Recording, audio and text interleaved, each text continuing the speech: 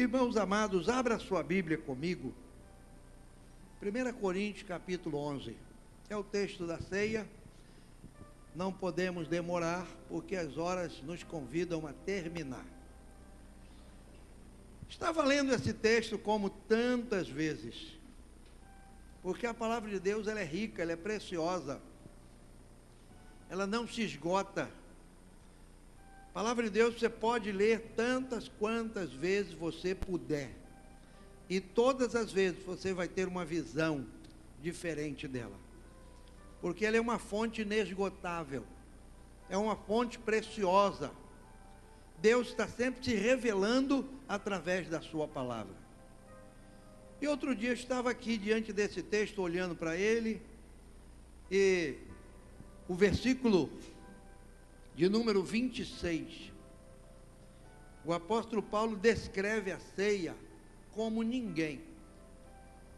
Quando ele escreve essa carta aqui, lá pelos anos 50 e alguma coisa, Jesus Cristo já tinha vindo, realizado a sua obra, e já tinha sido assunto ao céu.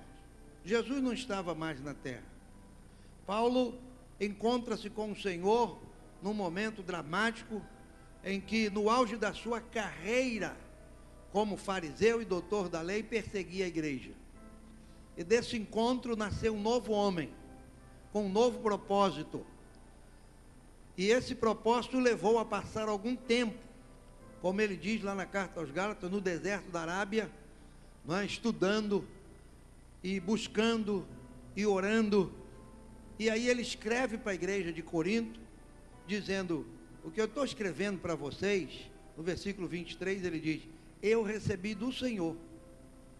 Paulo não estava lá na hora da ceia, mas ele descreve a ceia como ninguém, Parece que ele assistiu, parece que ele estava ali, recebendo também aquele pão das mãos do Senhor, mas não. Essa revelação veio muito tempo depois, e ele escreve para essa igreja, trazendo um momento de ensino, porque a igreja de Corinto precisava desse ensino sobre a ceia do Senhor. E no versículo 26, Paulo destaca algo. Ele disse: porque todas as vezes que comerdes este pão e beberdes este cálice, anunciais a morte do Senhor até que venha. Eu estava olhando, irmãos, falei: meu Deus do céu, que coisa linda isso aqui. E a primeira palavra que veio, saltou aos meus olhos, é a palavra anunciar. E quando eu estava olhando para o texto, eu fico olhando. A Bíblia diz: bem-aventurado aquele que tem o seu prazer na lei do Senhor e na sua lei medita. Meditar não é se você ficar lendo e ficar pensando, não, é ficar olhando para o texto. Meu Deus, coisa preciosa, como a tua palavra é gloriosa. E eu estava olhando aqui: anunciar a morte do Senhor. Primeira coisa que veio ao meu pensamento, irmãos, é como nós temos sido bombardeados pelo anúncio de morte. Você liga um repórter hoje, infelizmente não traz nenhuma notícia assim: olha, queremos apresentar os nossos melhores alunos, queremos apresentar os nossos melhores professores, queremos falar do emprego, queremos falar da melhoria aqui e ali. Não, você liga um repórter, seja televisivo, seja radiofônico, você ligou, anuncia logo morte. Olha, acabou de morrer não sei o quê, morreu não sei onde. Eu fico olhando: Jesus, que isso? Todo momento se anuncia morte, todo momento se fala de morte. A morte tem se tornado para nós uma coisa tão natural. Já percebeu isso? Hein? Tem se tornado natural para nós a morte. A questão de morte tornou-se natural. Os nossos policiais, a cada dia, parece que não morre policial em estado nenhum, já viu isso? É só no Rio de Janeiro. A estatística é do Rio, não é? Deve estar acontecendo mil coisas por aí, mas ninguém fala nada. O negócio é o Rio, tem que mostrar o Rio. No Rio de Janeiro, tanto. No Rio de Janeiro, tanto. E eles frisam isso assim com a força. Eu fiquei olhando: meu Deus, quanto anúncio de morte. Parece que a morte é soberana. Parece que a morte manda. Parece que a morte, sabe, ela é absoluta. Isso tem afetado a mim e a você de alguma forma, em que a gente já não se sensibiliza mais. Não é? Morreu fulano, morreu, é mais um. Sabe, se morrer num acidente trágico, sei lá, numa situação qualquer, entra para a estatística. Não é? Bota lá alguém lá num quadro, bota mais um aí risca lá mais um. Pronto. E aquilo vai se tornando comum. A morte, ela entra na vida do homem lá no Éden. Ela começa lá atrás. O que levou à morte, ou o que trouxe a morte ao homem, foi a desobediência.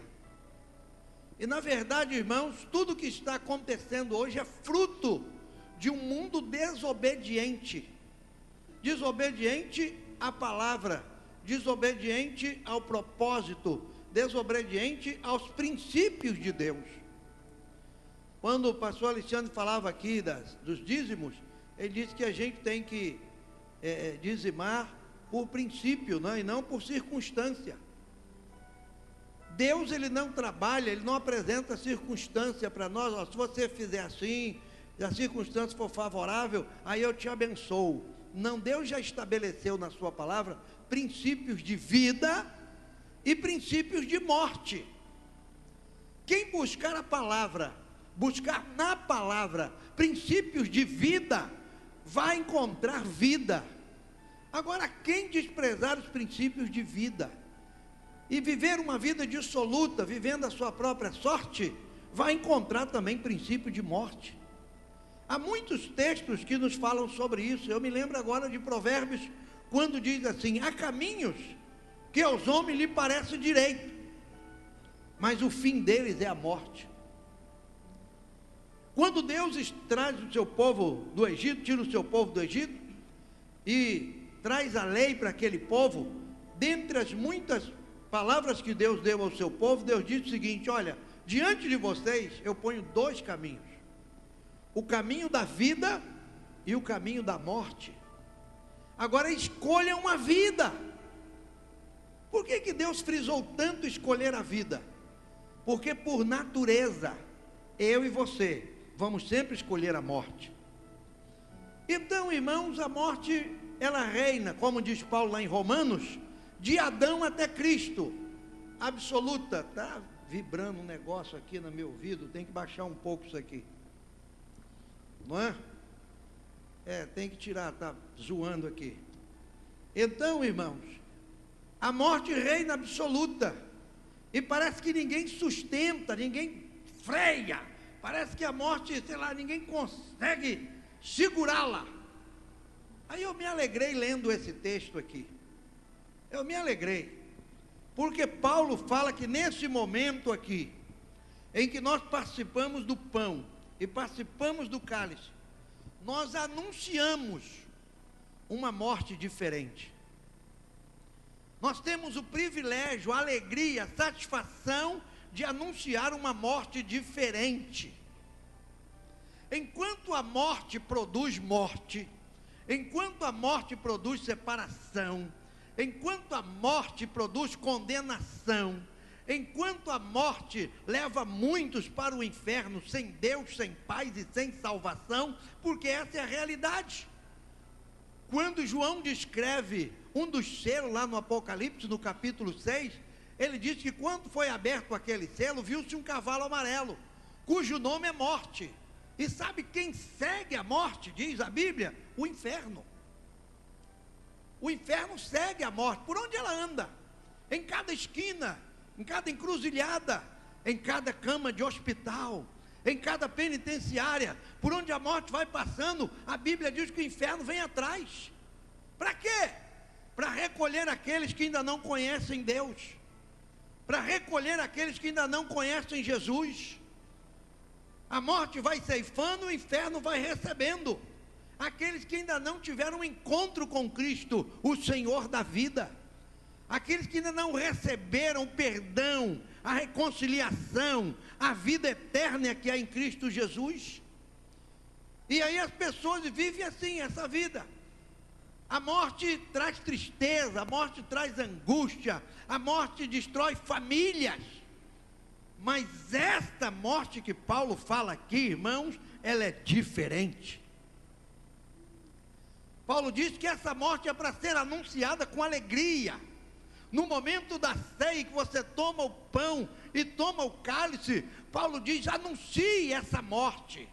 Não a morte de mais um aí na rua, não a morte de mais alguém, não é a morte que vira estatística, mas é a morte daquele que triunfou sobre a morte, é a morte daquele que venceu a morte, é a morte daquele que tomou as chaves da morte do inferno, é a morte daquele que ressuscitou e está no meio da igreja e que vive para sempre. Paulo está dizendo para a gente anunciar a morte do Senhor, porque a morte do Senhor, ela veio fazer a diferença no império da morte. Mais uma vez, eu me lembro de Paulo, eu estava lendo capítulo 4, capítulo 5, capítulo 6 de Romanos. Paulo fala muitas vezes sobre isso. Ele coloca a questão da morte sobre a vida, a morte reinando, o pecado reinando através da morte, a morte dominando por causa do pecado. Lá no capítulo 6, 23, o apóstolo Paulo chega a dizer: porque o salário do pecado é a morte. Mas graças a Deus que ele não parou ali, ele continuou dizendo: mas o dom de Deus é o quê? É a vida eterna em Cristo Jesus. O salário do pecado é a morte, mas há uma vida em Cristo, mas há uma ressurreição em Cristo, mas há uma vitória em Cristo, mas há uma mudança em Cristo Jesus. Paulo disse: anuncie a morte do Senhor. Sabe por quê, irmãos, que eu tenho que me alegrar e anunciar essa morte? Porque essa morte aqui, ela parou a morte. Para você ter uma ideia, abra a sua Bíblia em Hebreus capítulo 2. Já vamos terminar. É só uma meditação para você sair daqui alegre essa noite. Você sair de cabeça erguida, não é? E cantando o hino da harpa que diz: que não teme nem a morte quem a ele pertencer. Não é? Não, quem pertence a ele, irmão, quem pertence a ele, aleluia, é mais do que vitorioso, é mais do que vitoriosa, é mais do que vencedor, aleluia. Aqui no capítulo 2 de Hebreus, a Bíblia está dando agora testemunho de Cristo. Esse capítulo vai mostrar, não é, do nascimento, da forma como Jesus veio. O escritor está colocando aqui de uma forma muito especial a sua divindade e a sua deidade, isto é, Jesus divino e Jesus homem. E aí ele vai mostrar aí, ó, que esse Jesus coroado de glória no versículo 9, não é? Que todas as coisas existem por ele, enfim. E aí no versículo 14, o autor diz assim: visto como os filhos participam da carne e do sangue, também ele participou das mesmas coisas. Isto é, o Cristo divino, o Cristo poderoso, o Cristo criador de todas as coisas, o Cristo onisciente, ele teve que experimentar a vida humana. Bem-vindos, Deus te abençoe. Ele teve que experimentar a vida humana, ele teve que experimentar esse processo humano. Não foi fácil para Deus tirar o seu filho do seu trono de glória e dizer para ele: agora você desce, agora você assume a forma humana, não é? Você vai ter que sujeitar-se agora ao mundo humano, você vai ter que sofrer como humano, nascer como humano, porque havia uma profecia que como menino ele foi dado, mas como filho, não é? Ele foi dado, mas como menino ele nasceu, ele teve que nascer. Eu fico imaginando, né, Jesus nascendo, como toda criança nasce, e aí ele sai, vem à luz, sendo cuidado pela sua mãe, amparado por alguém, o Criador, o Filho de Deus, naquele momento ali pequenininho, choramingando como uma criança choraminga, não é? Aquelas mãozinhas, aquele bracinho, e ali a mãe e o pai: meu Deus, o menino nasceu. cumpriu-se a profecia. A Bíblia diz que ele veio participar da carne e do sangue. Sabe para quê, irmãos? Jesus não veio participar da carne e do sangue simplesmente para passar um tempo aqui, simplesmente para viver aqui, comer as comidas daqui, beber o refrigerante daqui. Não. A Bíblia diz aqui em Hebreus 2:14, ele veio participar das mesmas coisas e experimentar a morte, porque ele veio com esse propósito. Jesus sabia o tempo da sua vida. Ele disse algumas vezes para os seus discípulos: o tempo da minha morte se aproxima, o tempo da minha angústia está chegando. Muitas vezes ele foi interpelado pela sua mãe, pelos discípulos, em outras situações em que ele pode dizer: ainda não é chegada a minha hora. Mas a partir de um momento ele disse assim: não, está chegando a hora, é essa hora mesmo, é a hora da dor, é a hora da agonia. Sabe para quê? A Bíblia vai dizer: para que pela morte ele aniquilasse o que tinha o império da morte, isto é, o diabo.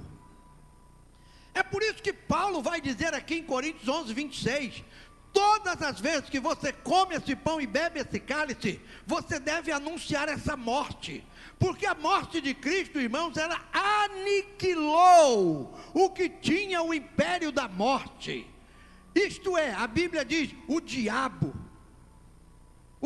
que dominava, o diabo que era senhor, não é? O diabo que enganava, o diabo que agia livremente. Jesus, através da morte, cumpriu a profecia de Deus à serpente, lá em Gênesis 3:15, quando Deus procura o homem, em Gênesis 3:10, o homem disse: foi a mulher que tu me deste, e Deus disse: e aí mulher, foi a serpente. Deus se vira para a serpente e diz: porquanto você fizeste isso, você agora vai ter que rastejar, vai comer pó todos os dias da tua vida. A mulher vai odiar você, você vai odiar a mulher. Agora eu te digo uma coisa, serpente, está vendo essa mulher que você enganou? Está vendo essa mulher que você conseguiu iludi-la? Está vendo? Da semente dela vai nascer um que vai pisar na tua cabeça, vai pisar na tua cabeça, ainda que você lhe fira o calcanhar, mas ele vai pisar na tua cabeça. É por isso que Paulo diz: alegre-se quando toma esse pão, alegre-se quando toma esse vinho, porque nessa hora você está anunciando para o reino espiritual a vitória de Cristo sobre Satanás. Aleluia! Às vezes a gente pensa, irmão, que ceia do Senhor é um ritual em que a gente se acostuma com ele, e aí pega aquele pão e come, bebe o cálice, toma o cálice, bebe, e aí dá um glória, um aleluia, amém, graças a Deus, mais uma ceia, mês que vem tem mais, que eu viver até lá. Pelo amor de Deus, o povo de Deus precisa ter compreensão que esse momento é momento de regozijo, é momento de festa, é momento de alegria, é momento de louvor, porque você está anunciando para o mundo espiritual: Satanás, você não tem domínio sobre a minha vida, você não é mais senhor da minha vida, o meu Deus te destruiu, aniquilou o que tinha o império da morte, pisou na cabeça da serpente. Aleluia! Pisou, aniquilou. Aleluia! Por isso que Paulo disse: anuncie essa morte, porque essa morte é diferente das outras. Essa morte aqui marcou, irmãos, a história da humanidade. Até então a morte reinava absoluta, agora não. Agora a morte foi pisada, a morte foi dominada. E aí vem João no Apocalipse capítulo 1, versículo 18. Sabe o que ele diz aqui? Abre sua Bíblia para você ler. Você precisa ler isso, para se alegrar com a palavra de Deus, para louvar a Deus pelos seus feitos e por suas maravilhas. Aqui no capítulo 1 do livro do Apocalipse, versículo 18.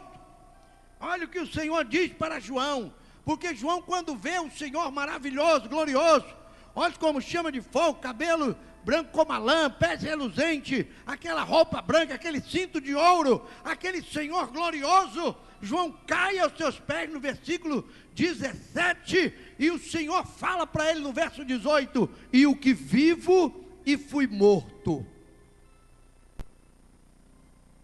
Eu estou vivo, mas fui morto. Mas eis aqui, estou vivo para todos sempre. Aí ele diz amém. Não é isso que está escrito aí? Apocalipse 1 e 18. 1, capítulo 1, versículo 18. Bota aí para o povo ler. Olha a maravilha aí. E o que vivo e fui morto, mas eis aqui, estou vivo para todo o sempre. Amém. E o que ele disse no final?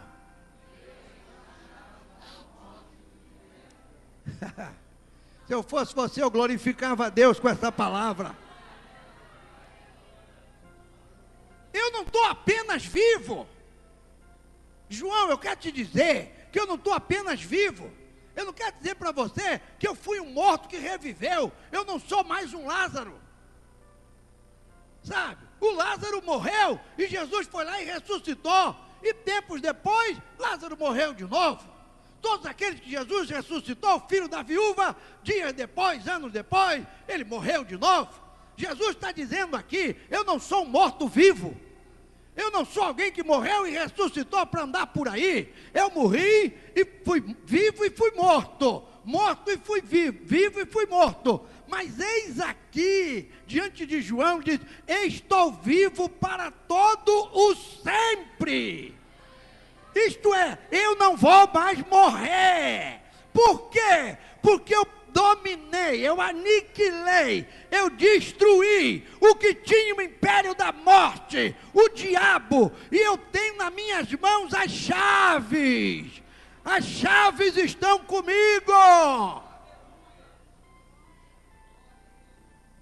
Foi por essa razão que quando Jesus estabelece a sua igreja, lá em Mateus capítulo 16, a Bíblia diz que ele está com os seus discípulos, que dizem os homens, um diz isso, outro aquilo, aquilo outro, e vocês?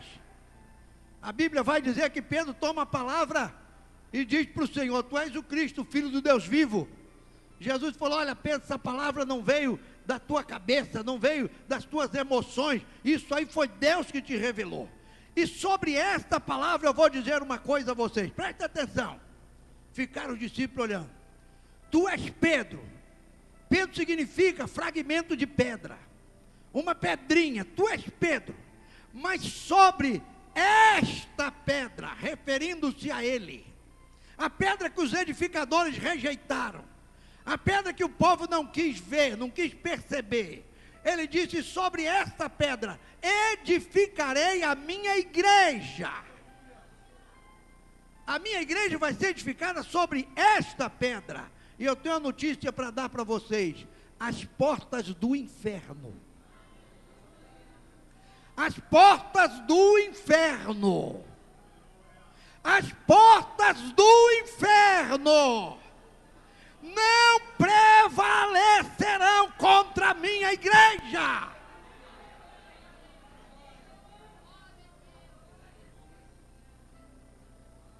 Não prevalece. A morte vem para o crente, porque a Bíblia diz que é bem-aventurado que desde agora morrem no Senhor. É preciosa aos olhos do Senhor a morte dos seus santos. A morte vem para mim, para você, para qualquer um aqui. Ela vem, mas o inferno não vem. A morte chega, rodeia o crente, pensa como vai levá-lo, porque não está levando um qualquer, uma qualquer, um servo do Deus vivo.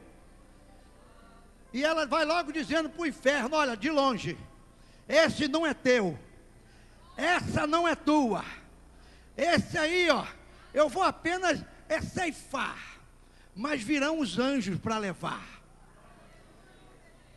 O inferno não pode abrir para você, o inferno não pode abrir porta para crente, o inferno não recebe crente. Lugar de crente salvo não é no inferno, lugar de crente salvo é no céu.